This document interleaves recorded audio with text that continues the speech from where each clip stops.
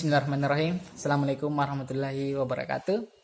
Tiada kata yang paling indah dan tiada ucapan yang paling agung melainkan Alhamdulillah, membuktikan bahwa kita bersyukur kepada Allah, yang dimana Allah memberikan banyak kenikmatan kesehatan, kekuatan, sehingga kita bisa hidup sampai hari ini. Dan tak lupa pula saya kirimkan salawat dan salam atas junjungan Nabiullah Muhammad SAW. Allahumma salli ala sayyidina Muhammad wa ala ali sayyidina Muhammad beserta keluarga dan para sahabatnya. Dan semoga kita mendapatkan syafaat beliau suatu saat nanti. Baik, pada kesempatan ini saya akan memaparkan mata kuliah berpikir sistem sebagai pengganti UAS, yang dimana saya akan menjelaskan tentang apa sih itu berpikir sistem, dan kedua bahasa sistem. Baik, menurut Peter Senge dalam bukunya, ia mengatakan berpikir sistem disiplin untuk melihat fenomena secara utuh, mengidentifikasikan pada perubahan dan memahami keterkaitan antara bagian yang membentuk karakteristik suatu sistem. Jadi bisa disimpulkan bahwa berpikir sistem adalah memahami dinamis antara banyaknya variabel, bukan karena sebuah akibat dalam suatu fenomena. Baik, saya ambil contoh dari pertanian.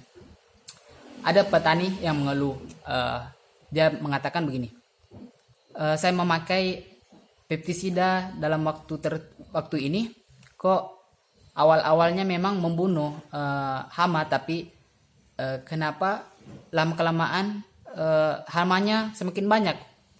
Dia pikir pestisida yang dia gunakan kualitasnya semakin menurun, diturunkan oleh perusahaan tersebut.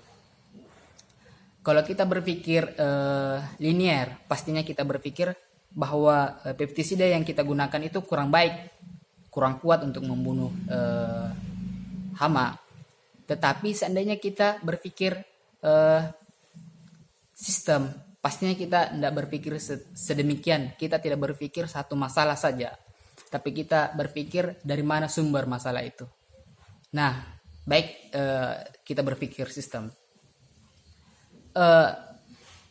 Hama, memang pada awalnya pestisida itu membunuh hama, sehingga hama-hama yang di perkebunan itu habis, dan predator yang ingin memakan hama itu pergi di pertanian lain atau perkebunan lain, sehingga mengakibatkan hama ini tidak ada yang memangsanya, sehingga dia mudah berkembang biak. Dan kedua, kata pembimbing saya waktu saya PKL, dia bilang jika ingin menggunakan pestisida yang cukup waktu jauh, jangan cuma menggunakan satu pestisida, tapi menggunakan beberapa pestisida. Karena katanya sih pestisida itu memang awalnya membunuh hama, tapi dia bisa memperkuat hama. Maksudnya dia tahan dengan pestisida tersebut, makanya perlu kontak ganti. Nah, di sini ada perbedaan berpikir sistem dan berpikir linear, di mana berpikir linear itu yang membedakannya itu pendekatan analisis. Yang dimaksud dengan pendekatan analisis di sini membongkar suatu fenomena dalam berbagai elemen-elemen yang kecil. Nah, kebalikan dari berpikir sistem itu pendekatan sintesis, atau kebalikannya dari analisis itu mengkombinasikan kembali elemen-elemen yang terpisah menjadi utuh. Dan perbedaan yang kedua itu kalau di berpikir linear itu mencari penyebab, sedangkan berpikir sistem dia memahami pola.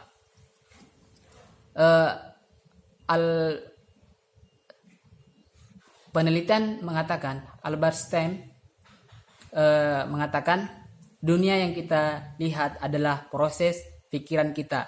Jadi dunia tidak berubah kecuali kita tidak mengubah cara pola pikir kita.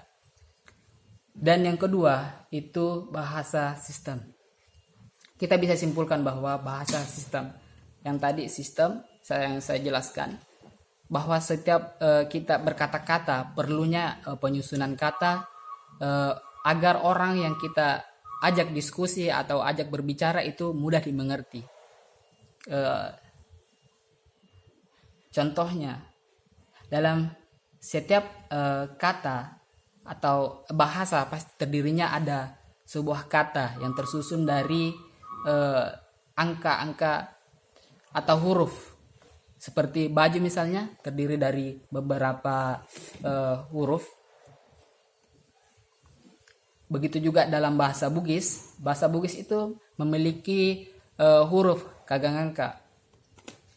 Jadi seperti itu. Mungkin hanya itu yang bisa saya sampaikan. Kurang lebihnya mohon dimaafkan. Wabillahi taufiq wal hidayah. Assalamualaikum warahmatullahi wabarakatuh.